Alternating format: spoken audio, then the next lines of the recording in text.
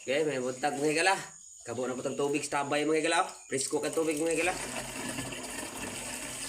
Natinaw kayo tubig.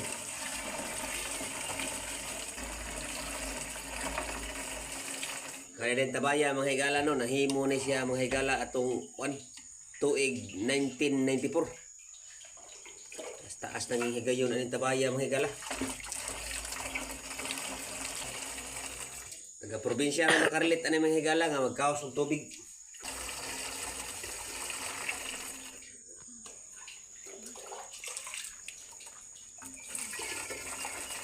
So wala pa kasuway ingani nga magkaos og tubig sa tabay sa probinsya.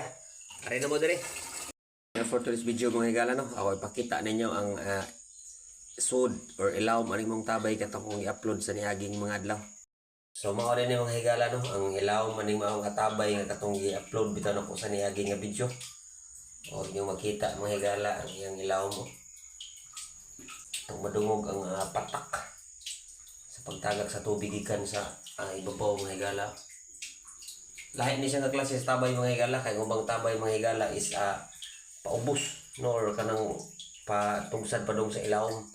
Kani siya is murag kuiba mga higala. Mo na siya mga higala ang tabay dire mga higala.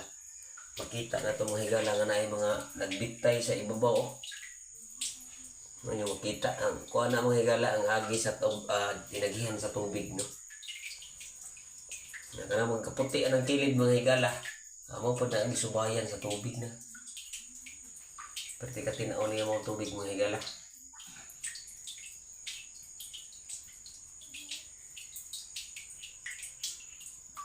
So inyong mabati no. Sa salida rin ninyo madungog mga higala nga na mga ingana nga sounds sa tubig no. Ano mga higala makahinumdum kasagaran sa salida na to madungog ng mga patak sa tubig no. Pero din sa mong tabay mga higala mga tinuod nga tingog sa tubig. Tas unahan mga higala di lang kayo maklaro no. Tas unahan mga higala nagi kuan kayo nga lami kayong tanaw ng agi sa tubig no or inagian sa tubig. Siya murag mga bildo or mga glasses mga higala no. Nga na forma sa inagian sa tubig.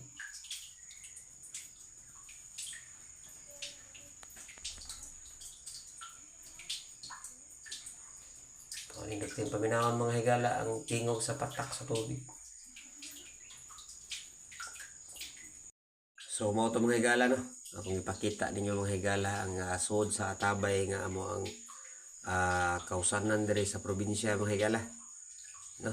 Layo-layo na siya mga higala kay kunad sa amo ang gipuy-an mga higala paingon diri sa tabay mga higala is murag naa ni sa mga 2 kilometers. No. Layo-layo gid siya mga higala. So, daghang salamat sa pagtanaw mga higala.